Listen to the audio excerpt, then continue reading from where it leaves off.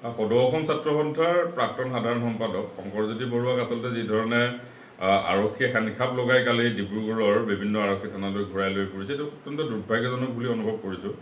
প্ৰথম কথা হৈছে যে কোনোবা এটা সামান্য এটা গোচৰত মাৰপিটৰ দৰে এটা ঘটনাত এখন এজাহাৰ দাখিল হ'লেই যদি শংকৰজ্যোতি বৰুৱাৰ দৰে নেতা কেনেধৰণে সান্নিখাপ লগাবলৈ অসম আৰক্ষীয়ে চেষ্টা কৰে, সেইটো মই ভাবোঁ যে অসমৰ প্ৰতিটো জাতীয় জনগোষ্ঠীয় সংগঠনৰ বাবে অত্যন্ত চিন্তনীয় এটা বিষয়।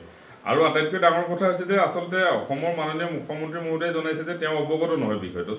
গতিকে কাৰ নিৰ্দেশত অসম আৰক্ষীয়ে এনেকুৱা কাম কৰে, এই কথাবিলাক মই ভাবিছোঁ অসমৰ ৰাইজে জনা প্ৰয়োজন আছে। কাৰণ যিকোনো এজন ৰাইজৰ মাজত থকা ব্যক্তিক নাইবা নেতাক ইচ্ছা কৰি অসম আৰক্ষীয়ে যদি সান্নিখাপ লগাই তেওঁৰ পদমৰ্যাদা, তেওঁৰ সামাজিক মৰ্যাদা নিশেষ কৰিবলৈ চেষ্টা কৰিব, তেতিয়া সকলোৰে বাবে এইটো চিন্তনীয় কথা। কাৰণ মাৰপিটৰ দৰে ঘটনা, এই ধৰণৰ ঘটনা বিভিন্ন ক্ষেত্ৰত হৈ যায় আৰু কেতিয়াবা কাৰোবাৰ ওপৰত ভুৱা গোচৰো ৰুজু হৈ যাব পাৰে। কিন্তু সেইবুলিয়ে সেই ব্যক্তিজনক যদি সান্নিখাপ লগাই এনেধৰণে তেওঁৰ সামাজিক মৰ্যাদা নিশেষ কৰাৰ চেষ্টা কৰে, তো তাৰ বিষয়ে মই ভাবোঁ যে খুব উচ্চস্তৰীয় তদন্তৰ প্ৰয়োজন আছে।